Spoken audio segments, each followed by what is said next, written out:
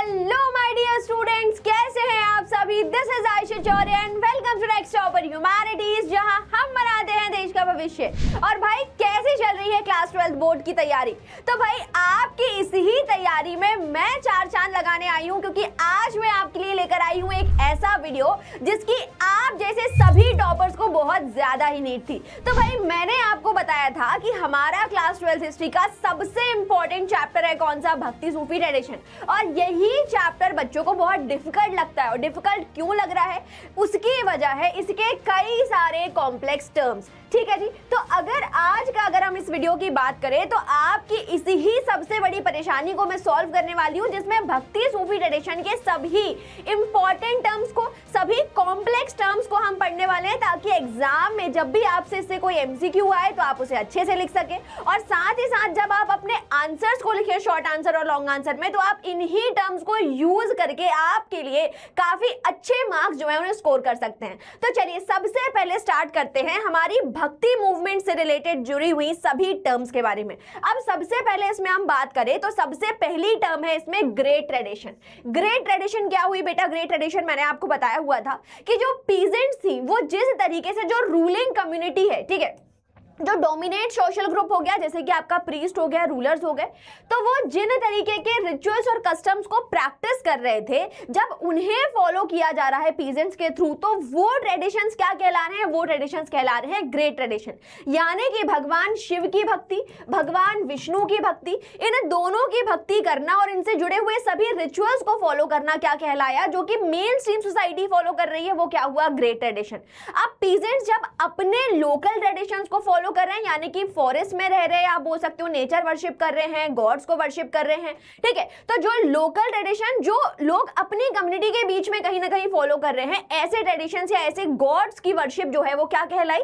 वो कहलाई little tradition. So when peasant used to follow the local practices that did not necessary match with the great tradition, उन्हें क्या कहा गया? उन्हें कहा गया लिटिल ट्रेडिशन। और इस ही चैप्टर में हमने क्या देखा? Integration of this great tradition और लिटिल ट्रेडिशन। जहां पर क्या हो रहा है? जहां पर भगवान विष्णु को किसका फॉर्म समझा जा रहा है? जो लॉर्ड जगन्नाथ, जो कि पहले एक लोकल गॉड थे, ठीक है, तो लॉर्ड जगन्नाथ जो है उन्हें भगवान विष्णु यानी भगवान कृष्ण जो है उनका फॉर्म जो है वो यहां पर समझा जा रहा है, विच is the integration of great tradition and little tradition. ठीक है, आगे इतनी बात समझ में, चलो आगे बढ़ते हैं। अब अगली फॉर्म ऑफ वर्शिप जो हुई वो क्या हुई? वो हुआ तांत्रिक वर्शिप। ठीक है, अब तांत्रिक वर्शिप क्या हुई बेटा? ये वो वर्शिप है जो किससे एसोसिएटेड है? गॉडेसेस से एसोसिएटेड है। ठीक है, तो अभी तक अगर आप गॉडेसेस की बात करें तो वहां पर उन्हें consort of main deity consider किया जा रहा है, जैसे कि गॉडेस पार्वती हो गई, लक्ष्मी हो गई, ठीक है, तो उन्हें भगवान शिव या विष्णु की वाइफ माना जा रहा है। लेकिन अब वो कल्ट हम देखने को मिल रहे हैं जहां पर क्या हो रहा है? जहां पर सिर्फ और सिर्फ देवी की वर्शिप हो रही है, गॉडेस की वर्शिप हो रही है। तो इस तरीके का जो फॉर्म ऑफ वर्शिप है ये कब ओरिजिनेट होता है? ये आपको देखने को मिलेगा 10th सेंचुरी के आसपास, जहां पर जो वर्शिपर्स हैं वो किसकी पूजा कर रहे हैं? वो देवियों की पूजा कर रहे हैं। कहां पर इसका स्प्रेड आपको देखने को मिलेगा? स्पेशली जो नॉर्थ और ईस्ट डायरेक्शन है, जो नॉर्थ और eastern part of the region है, वहां पर आपको देखने को मिल जाएगा। और ये वो फॉर्म ऑफ वर्शिप है जो किसी ही भी तरीके के रिस्ट्रिक्शंस को नहीं मानती है, जो कि वैदिक ट्रेडिशन में स्टैब्लिश करे गए थे। ठीक है, तो जहां पर वैदिक ट्रेडिशन में क्या बोला गया कि भाई आप वो वर्शिप ही मान्य होगी, वही वर्शिप एक्सेप्ट करी जाएगी जो कि सैक्रिफाइसेस के बेसिस पर करी जा रही है। तो यहां पर उन्होंने बोला कि हम सैक्रिफाइसेस को बिलीव नहीं करते, हम सिंपल फॉर्म ऑफ वर्शिप करेंगे, और कोई भी रिस्ट्रिक्शन जो वैदिक फॉर्म ऑफ वर्शिप में लगाई गई थी उन सभी को उन्होंने निगेट किया। And it is open for both men और विमेन, दोनों के लिए इसे ओपन कर दिया गया। ठीक है जी, अब ये तो बात हुई फॉर्म ऑफ वर्शिप। अब आगे बात करते, तो एक पढ़ा जाएगा सगुण ट्रेडिशन, एक हुआ आपका निर्गुण ट्रेडिशन। ठीक है जी, चलो देखो, तो अगर बात करी जाए सगुण ट्रेडिशन की, तो सगुण ट्रेडिशन में क्या हो रहा है भाई? सगुण भक्ति वो भक्ति हुई जिसमें आप भगवान की पूजा कर रहे हैं, और उसमें आपने भगवान को कैसे कंसिडर किया है? उसमें आपने भगवान को एंथ्रोमॉर्फिक फॉर्म यानी कि ह्यूमन फॉर्म में कंसिडर किया है, कि जैसे आप दिख रहे हैं, दो आंख, एक नाक, एक सिर वाले इंसान है ना, वैसे ही क्या है? वैसे ही भगवान दिख रहे हैं। तो वो जो एंथ्रोमॉर्फिक फॉर्म, वो जो human form of worship consider करी जा रही है, उसे क्या कहा जा रहा है? उसे सगुण भक्ति ट्रेडिशन या सगुण भक्ति धारा जो है वो कहा कहा जा रहा है, ठीक है जी। So it means a form of worship जहां पे आप एक स्पेसिफिक डाइटी, चाहे फिर वो लॉर्ड शिव हो या भगवान विष्णु हो, उनके इनकारनेशन की पूजा करेंगे, उनके अवतार की पूजा करेंगे और गॉडेसेस की पूजा कर रहे हैं, ठीक है। और किस में कर रहे हैं? ह्यूमन फॉर्म में वर्शिप कर रहे हैं, एक मूर्ति बनाकर, एक पिक्चर बनाकर आप उनकी पूजा करते हैं। लेकिन वहीं अगर हम बात करें किसकी? निर्गुण भक्ति धारा की, तो निर्गुण भक्ति ट्रेडिशन में क्या हुआ? निर्गुण भक्ति ट्रेडिशन में आप भगवान को एक ह्यूमन फॉर्म कंसिडर नहीं कर रहे, एक आइडल नहीं मान रहे, उसमें भगवान आपके लिए क्या है? उसमें भगवान आपके लिए एक आइडिया है ना, वो निराकार है, वो फॉर्मलेस है, ठीक है। तो जब आप भगवान की पूजा आप एक तरीके से बोल लीजिए कि आप पूजा कर रहे हैं, लेकिन आप एक थॉट की, एक आइडिया की पूजा कर रहे हैं, एक फॉर्मलेस ऑब्जेक्ट की पूजा कर रहे हैं, तो वो फॉर्म ऑफ वर्शिप जो है वो क्या कहलाया? वो निर्गुण भक्ति धारा कहलाया। अब अगर हम बात करें सगुण भक्ति धारा की, सगुण भक्ति ट्रेडिशन की, तो उसमें कौन कौन से भक्ति सेंट्स आपको देखने को मिल जाएंगे? तो भाई मीराबाई इसका सबसे अच्छा एग्जाम्पल है, ठीक है। और अगर हम निर्गुण भक्ति धारा की बात करें तो यहां पर आपको कबीर और उसके साथ गुरु नानक देव जी जो हैं वो आपको यहां पर मिल जाएंगे। किसके? जो किस फॉर्म ऑफ वर्शिप को प्रोफेस कर रहे हैं, वो निर्गुण भक्ति धारा को यहां पर प्रोफेस कर रहे हैं, ठीक है जी। अब ये कुछ टर्म्स हुई, अब कुछ और टर्म्स की बात करते हैं। अब बात करते हैं भाई भक्ति मूवमेंट जब साउथ इंडिया में स्प्रेड हो रहा था तो उसके 3 अलग अलग फॉर्म जो है, 3 अलग अलग टाइप्स जो है वो हमने देखने को मिले। तो सबसे पहला फॉर्म जो आपको देखने को मिलेगा, जो ग्रुप आपको देखने को मिलेगा, वो किसका हुआ? नैनार्स का हुआ। जो 63 फेमस भक्ति तमिल सेंट्स जो हैं वो यहाँ पर आपको नैनार्स के ग्रुप में देखने को मिल जाएंगे। किसकी पूजा करते हैं? भगवान शिव की पूजा करते हैं। फेमस सेंट्स की अगर बात करी जाए तो करिक्कल अम्मयार जो कि एक फीमेल नैनार सेंट हुई। उसके बाद अपार, संबदर, सुंदरर जो हैं वो यहाँ पर कई सारे फेमस सेंट्स हो जाते हैं। उसके बाद अगर हम इनके रिलीजियस टेक्स्ट की बात करें तो जो उनकी हिम्स थी वो किस में लिखी गई? वो तेवारम में लिखी गई। अब वैसे ही अगर हम बात करें अलवर भक्ति सेंट्स की, तो अलवर भक्ति सेंट्स का नंबर क्या हुआ? 12 मैंने आपको बताया था, 12 का वर है ना, तो वर इज रिलेटेड टू अलवर, ठीक। तो अलवर की अगर बात करी जाए तो किसकी पूजा हो रही है यहाँ पर? भगवान विष्णु को। वी से रिलेटेड आपको याद रखना है किसकी? विष्णु की, ठीक। अब भक्ति सेंट्स की बात करी जाए तो भाई फीमेल भक्ति सेंट जो हो गई वो अंडल हो गई। और तो तोंडारदी पोडी जो है वो इनके एक फेमस भक्ति सेंट जो है वो यहाँ पर नजर आ रहे हैं। अब वहीं पर अगर हम इनके टेक्स्ट की बात करें तो बुक जो है उनकी वो है नल्लेयारा दिव्य प्रबंधनम। इतना आपको बहुत अच्छे तरीके से याद रखना है, ठीक है जी। चलिए अब आगे बात करें एक और भक्ति ग्रुप की, जिसको हम बोल रहे हैं वीर शिवास, जो कहां पर देखने को मिल रहे हैं? जो आपको देखने को मिलेंगे कर्नाटका के रीजन में, ठीक। अब इन्हें कहा जा रहा है वीर शिवास, हीरोज ऑफ शिवास, या फिर इन्हें लिंगायत भी कहा जा रहा है, that means the wearer of the लिंग, ठीक। अब इनके आपको हिम्स या इनका जो नॉलेज है वो कहां से देखने को मिलेगा? तो भाई सोर्स जो है वो मिलेगा आपको वचन से, ठीक है, जो किस में लिखा गया था? जो कि कन्नड़ लैंग्वेज में लिखा गया। हमने यही देखा कि भाई जो भक्ति मूवमेंट है उसके स्प्रेड होने का जो मेन कॉज है वो क्या है? वो है वर्नाकुलर लैंग्वेजेस, वो है लोकल लैंग्वेजेस, ठीक है। क्योंकि अब भक्ति को लोकल लैंग्वेजेस में स्प्रेड किया जा रहा है, इस कारण से लोग जो है वो इससे और अच्छे तरीके से कनेक्ट कर पा रहे हैं। उसके बाद अगर हम इनके सेंट्स की बात करें तो उन्हें कहा जा रहा है जंगम, जिन्हें कहा जाता है वैंडरिंग मॉन्क्स, ठीक है। अब ये तो बात हुई किसकी? ये तो बात हुई भक्ति मूवमेंट से रिलेटेड टर्म्स की। अब सबसे डिफिकल्ट जो बच्चों को लग रहा है वो क्या है भाई? वो है सूफी मूवमेंट और उससे जुड़ी हुई सभी इंपॉर्टेंट टर्म्स। तो बहुत ध्यान से हर एक टर्म को आपको समझना है और एग्जाम में जब बैठो आप, ठीक है, तो इन टर्म्स के बीच में डिफरेंसेस को आपको अच्छे से याद रखना है ताकि गड़बड़ ना हो जाए कि भाई इस टर्म को लिखना था उस टर्म को लिख दिया, ठीक है। तो कंफ्यूजन से बचना है यहां पर आपको, ठीक है जी। चलिए सबसे पहली टर्म जो हमने इस चैप्टर में पढ़ी वो कौन सी हुई? वो हुई जिम्मी, ठीक है, जिम्मी। अब जिम्मी मैंने आपको बताया हुआ था, जिम्मी जो है या आपने सुना होगा जिम्मेदारी, ठीक है। तो जो जिम्मी वर्ड हुआ वो किससे निकला? जिम्मेदारी से, that means responsibility, that means giving protection to someone. तो जब Muslim rulers non Muslim subjects को क्या दे रहे हैं? प्रोटेक्शन दे रहे हैं। तो ऐसे नॉन मुस्लिम्स को उन्होंने क्या कहा? उन्होंने कहा जिम्मी population. So these are the protected people, है ना। और क्या बोला कि ये सभी लोग हैं जो किस में बिलीव कर रहे हैं? स्क्रिप्चर्स में बिलीव कर रहे हैं, मतलब ज्ञान जो है वो उनके किसी किताब में लिखा हुआ है और वहां से लोग जो है वो उसे पढ़ रहे हैं, ठीक। अब अगर हम बात करें तो जो इस्लाम धर्म है वो कहाँ ओरिजिनेट हुआ? वेस्ट एशिया के रीजन्स में ओरिजिनेट हुआ।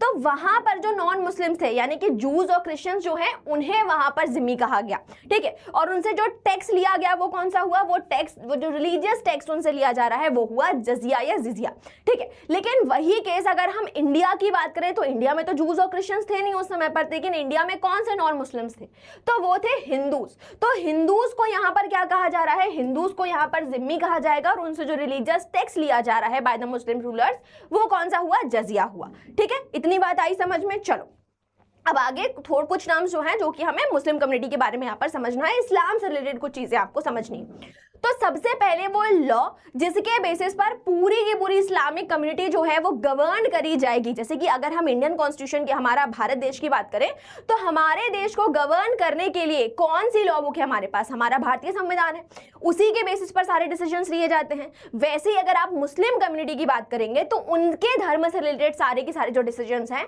वो किसके बेसिस पर लिए जाएंगे? शरिया के बेसिस पे। तो शरिया इज अ लॉ बुक जो क्या कर रही है? जो कि मुस्लिम कम्युनिटी को गवर्न कर रही है। ठीक है जी। उसके बाद अगले टर्म की तरफ चलते हैं, वो है क्या? कियास। अब कियास का मतलब क्या हुआ? कियास का मतलब एनालॉगी। एनालॉगी का मतलब क्या हुआ? जैसे आपने पढ़ा होगा कि भाई डॉक्टर का रिलेशन है किसके साथ? इंजेक्शन के साथ। तो टीचर का रिलेशन किसके साथ होगा? चौक के साथ या डस्टर के साथ। ठीक है। तो वैसे उन्होंने क्या बताया कि जब वेस्ट एशिया में इस्लामिक धर्म फॉलो किया जा रहा है तो वहां पर अगर ये चीज उस कम्युनिटी के ऊपर, इस लॉ को इस तरीके से डिसीजन लिया गया, जैसे मान लीजिए कि वहां पर मैरिज को लेकर इस तरीके के नॉर्म्स बनाए गए, तो इंडिया में उस मैरिज को लेकर किस तरीके से नॉर्म बनाए जाने हैं, वो क्या हुआ? वो हुआ कियास, एनालॉगी। ठीक है। तो यहां पर डिसीजन लिए जाएंगे किसके बेसिस पर? रीजनिंग के बेसिस पर, और जो किससे बेसिस होगी? एनालॉगी के बेसिस पर होगी। ठीक है। उसके बाद आगे चलते हैं, अगला क्या हुआ? इज्मा। अब इज्मा को समझो। इज्मा क्या है बेटा?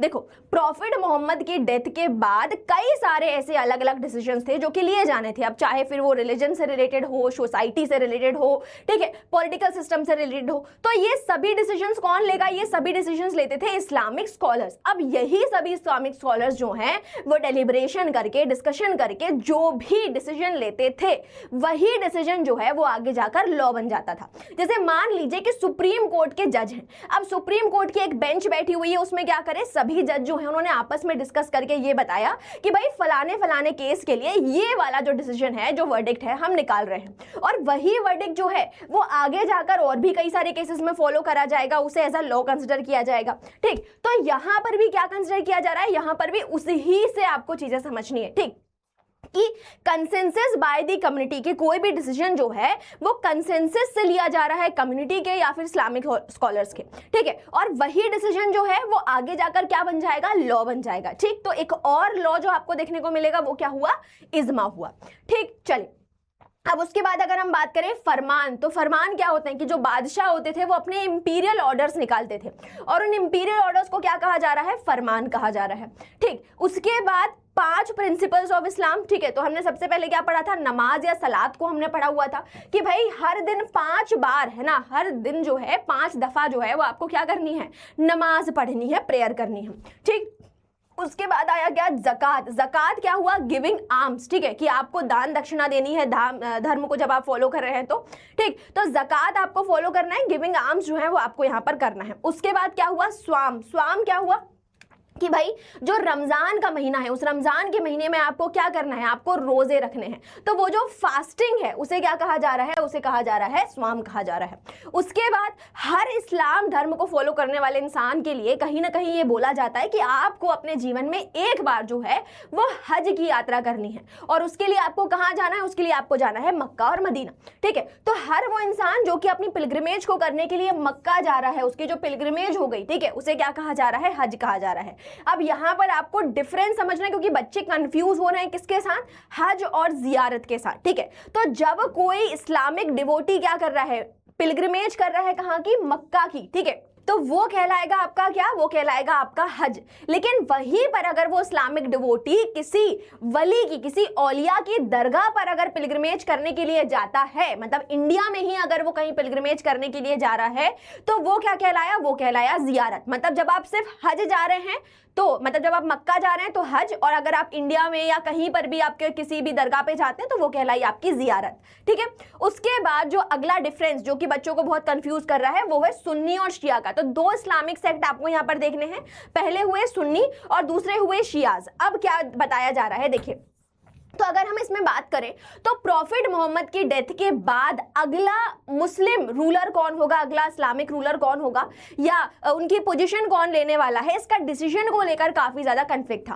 तो वो सारे लोग जो इस चीज को प्रमोट कर रहे थे कि भाई आपको कम्युनिटी में से किसी को निकालना है ना, कि जिसके पास अच्छी खासी एबिलिटीज हो, जिसके पास अच्छा खासा ज्ञान हो, उस इंसान को आप कंसेंसस के बेसिस पर अगर आप इस्लामिक लीडर बनाते हैं तो वो जो ग्रुप था वो कहलाया क्या, सुन्नी। और दूसरा ग्रुप कौन कहलाया, दूसरा कहलाया शिया। शिया क्या बोल रहे थे, शिया ये बोल रहे थे कि भाई प्रॉफिट मोहम्मद की डेथ के बाद उनका जो सक्सेसर है, उनका जो खलीफा है, वो किसे बनना चाहिए, वो बनना चाहिए उन्हीं की फैमिली का कोई डिसेंडेंट, यानी कि उनका ही कोई डिसेंडेंट हो, वो यहां पर क्या बन जाए, वो उनका जो है वो सक्सेसर बन जाए। ठीक है, तो दो कम्युनिटी हुई, पहली ही हुई सुन्नी और दूसरी हुई शिया। ठीक है, शिया किस चीज को बोल रहे हैं, शिया बोल रहे हैं कि इस्लामिक कम्युनिटी में उस इंसान को चुनिए जिसके पास एबिलिटीज हो, जिसके पास अच्छा खासा नॉलेज हो।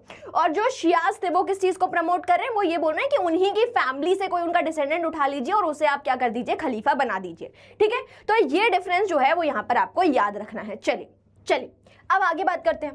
तो यहाँ पे जो अगला टर्म आपको देखने को मिल रहा है वो है खोजाज। खोजाज कौन हुए बेटा, Khojas are the branch of Ismailis. ठीक है, कि अभी हमने क्या पढ़ा, सुन्नी और शिया के बारे में पढ़ा। तो जो शिया है उस शिया का ही एक और सेक्ट, एक और ब्रांच जो है उसे क्या कहा जा रहा है, खोजाज कहा जा रहा है। ठीक है, तो वो आपको यहाँ पर ध्यान रखना है। उसके बाद हुआ शब्द गिनान। गिनान किसको कहा जा रहा है कि संस्कृत वर्ड जो है उसी ही का ये क्या हुआ, एक आप बोल सकते हो एक और फॉर्म जो है कि ज्ञान जो है उसे ही यहाँ पर एक और जो लोकल लैंग्वेज है उसमें क्या कहा जा रहा है, गिनान कहा जा रहा है। उसके बाद बात करते हैं अगले नॉर्म की, वो हुआ क्या, मेट्री लोकल रेसिडेंस। अब जब इस्लामिक रिलीजन इंडिया में आया तो इंडिया के कई सारे जो लोकल रिलीजन्स थे, है ना, जो ट्रेडिशंस थे, उनको उनसे वो इन्फ्लुएंस होते हैं और इन्फ्लुएंस होकर उन्हें अडॉप्ट करना शुरू करते हैं। और वही था मालाबार का मेट्री लोकल रेसिडेंस। उसमें क्या होता है कि भाई शादी के बाद जो हस्बैंड है वो अपनी वाइफ के साथ उसके घर पर रहने के लिए जाता है, ना कि पेट्री लोकल रेसिडेंस जो कि हिंदू नॉर्म्स में फॉलो किया जाता है कि भाई शादी के बाद बहू जो है, ब्राइड जो है, वो अपने पति के घर में जाकर रहेगी। So matrilocal residence is a practice where women after marriage remains in their natal home with their children and the husbands come to stay with them. ठीक है, चलिए अब उसके बाद बात करते हैं मेहराब की और मिनाबार की। अब मेहराब की अगर बात करी जाए तो मेहराब क्या हुआ बेटा, एक प्रेयर नीश, है ना, एक तरीके का आप बोल लीजिए एक स्पेसिफाइड प्लेस, है ना, एक शेल्फ आप बोल लीजिए, एक स्पेसिफाइड जगह जहां पर बैठकर कोई भी इंसान जो है वो क्या करेगा, अपनी प्रेयर करेगा। तो उसे क्या कहा जा रहा है, उसे कहा जा रहा है मेहराब। और वहीं पर अगर हम बात करें किसकी, मिनाबार की, तो मिनाबार क्या कहा जा रहा है, एक तरीके का पल्पिट, एक तरीके का स्टेज जहां से बैठकर कोई भी इस्लामिक प्रॉफिट आप बोल सकते हो कि रिलीजियस टीचर्स जो है वो बैठकर क्या करेंगे, अपने सेरेमन देंगे, अपना ज्ञान देंगे। ठीक है, तो ये एक स्टेज जो है उसे क्या कहा जा रहा है, मिनाबार। और जो नीश हो गई है ना, एक जगह जहां पर बैठकर लोग प्रेयर करेंगे, कुरान को पढ़ेंगे, वो जगह क्या हो गई, वो जगह हो गई आपकी मेहराब। ठीक, चलिए अब इंडिया में आने वाली अलग अलग कम्युनिटीज की बात हो रही है। वो जिस रीजन से आज आए जा रहे हैं उन्हें उसी ही नाम से यहाँ पर आइडेंटिफाई किया जा रहा है। तो वो लोग जो कि टर्किश लैंड से आए हैं, सेंट्रल एशिया से आए हुए हैं, उन्हें क्या कहा जा रहा है, तुर्कुशा।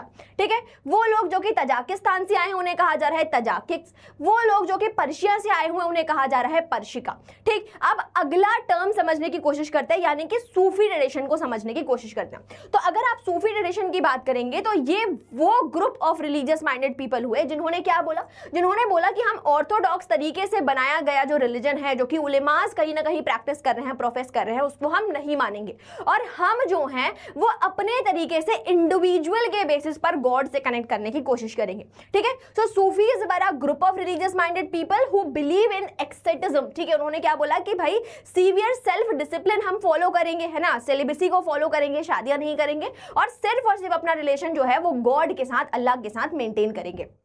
And mysticism, the spiritual belief of the union with God. और उन्होंने क्या बोला कि भाई ना सिर्फ हम क्या करेंगे, ना सिर्फ हम यहाँ पर एक्सेटिज्म को फॉलो करेंगे, बल्कि मिस्टिज्म यानी कि भगवान से, अल्लाह से जो है वो हम इश्क लड़ाएंगे, अल्लाह से हम प्यार करेंगे। और वहां पर हमने क्या करना है, उनसे अपने यूनियन के लिए आखिरी तक हम क्या करते हैं, डिमांड करते हैं। और जब उनकी डेथ हो जाती है तो यही यूनियन जो है वो सक्सेसफुल हो गई और वही सूफी सेंट जो है वो क्या बन चुका है, अब वो वली बन चुका है, अब वो औलिया बन चुका है। ठीक है जी, जी। तो इतना आपको ध्यान में रखना है कि सूफीज्म क्या हो गया कि जहां पर आप जो है वो भगवान के साथ, अल्लाह के साथ अपना खुद का रिलेशन स्टैब्लिश करते हैं और उनसे यूनियन की डिमांड के लिए हर तरीके से उनकी भक्ति करते हैं, सूफीज्म को प्रैक्टिस करते हैं, ठीक है। और इसके लिए वो हर तरीके के जो मटीरियलिज्म है उससे क्या करते हैं, अलग रहने की बात करते हैं। क्योंकि क्या हो चुका है कि भाई प्रॉफिट मोहम्मद के डेथ के बाद खलीफा जो है, कैलिफेट जो है वो क्या कर सके, मटीरियलिज्म में डूब चुका है। उलेमास जो है वो बादशाहों के कोर्ट में जाकर बैठने लगे हैं और कई तरीके का वेल्थ जो है उसे एक्यूमुलेट करने के लिए यहां पर काम कर रहे हैं। इस कारण से जो रिलीजन है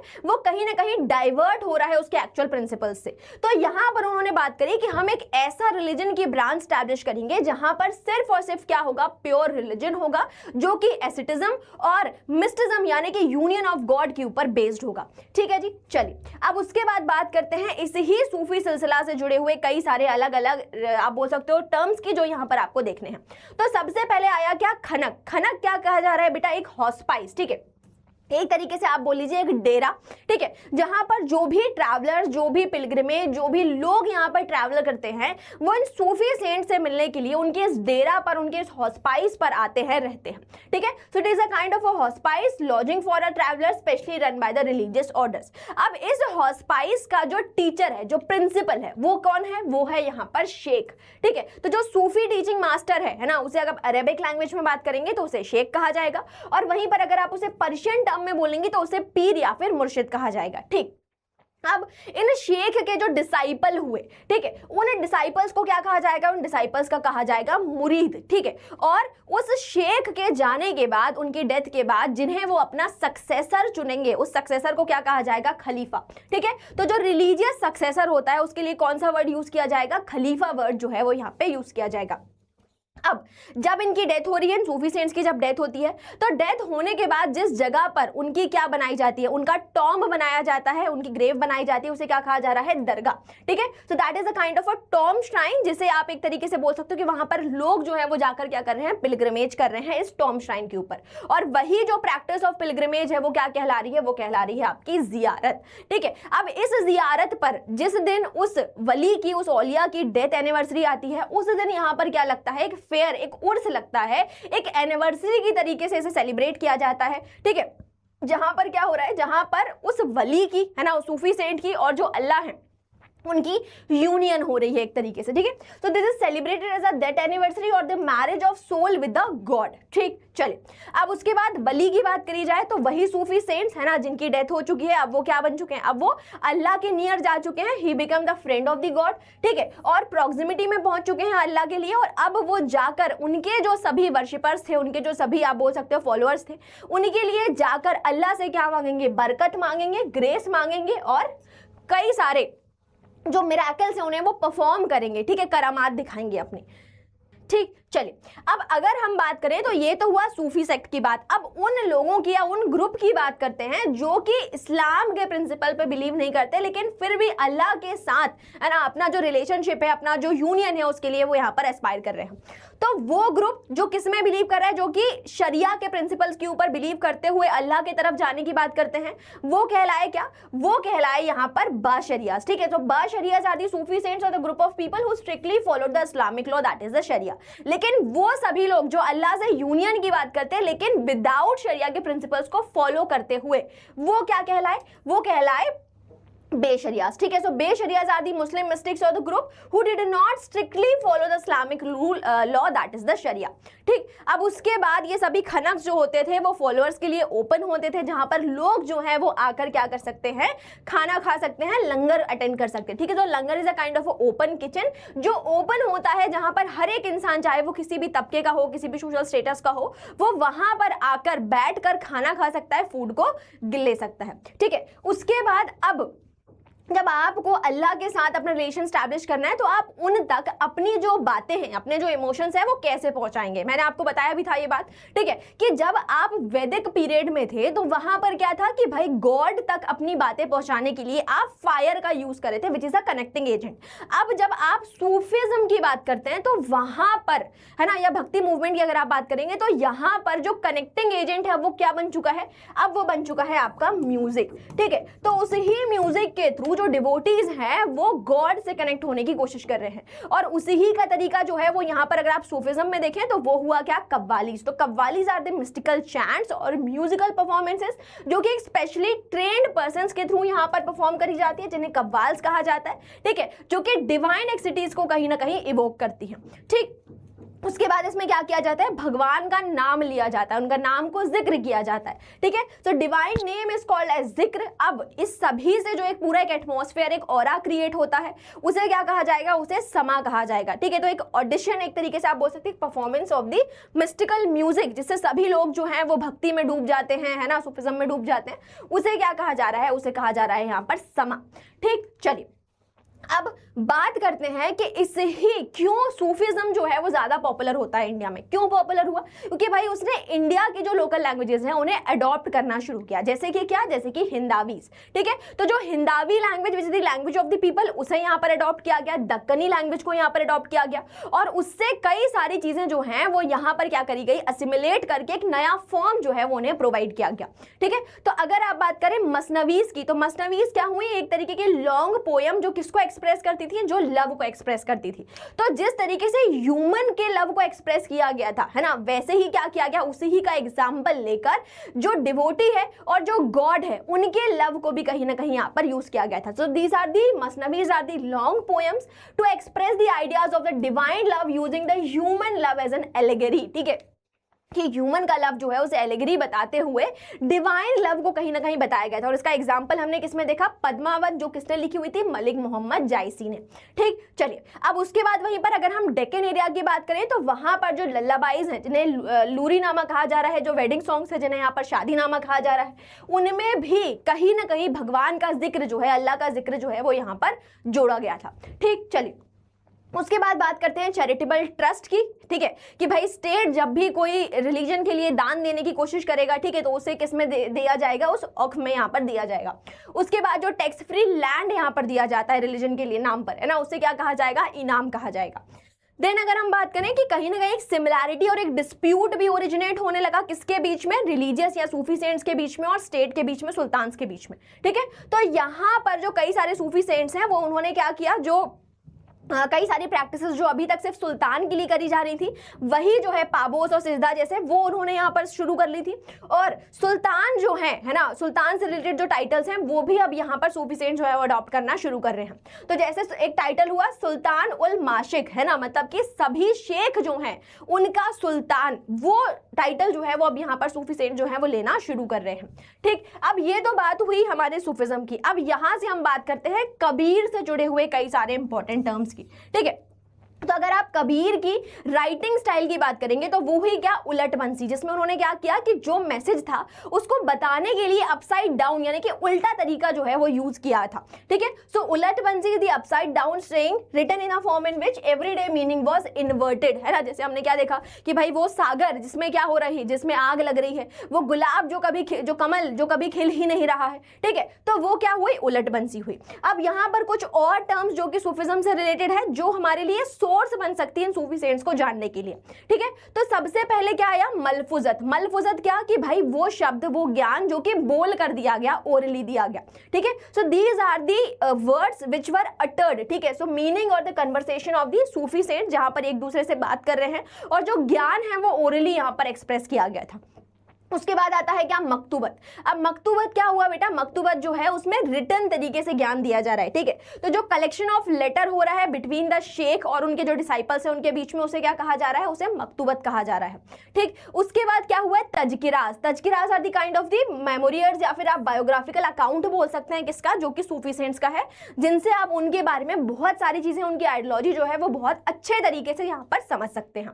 उसके बाद आया Kashf ul Mahjub. So these are the treatises और manuals dealing with the Sufi thoughts and practices, ठीक है। तो ये सभी इंपॉर्टेंट टर्म्स जो है वो यहाँ पर आपको याद रखनी, क्योंकि इससे कई तरीके से एमसीक्यू जो है वो आपको देखने को मिल सकता है एग्जाम में, ठीक है जी। तो इसी तरीके से आपको अपनी पढ़ाई करते रहना है। तो ये तो आपका रिकॉर्डेड लेक्चर है, शाम को हम मिलने वाले हैं कहाँ पर, लाइव सेशन में, ठीक है। तो मिलते हैं शाम को। चलिए इसी के साथ टिल देन टेक केयर, पढ़ते रहिए, आगे बढ़ते रहिए। Thank you so much.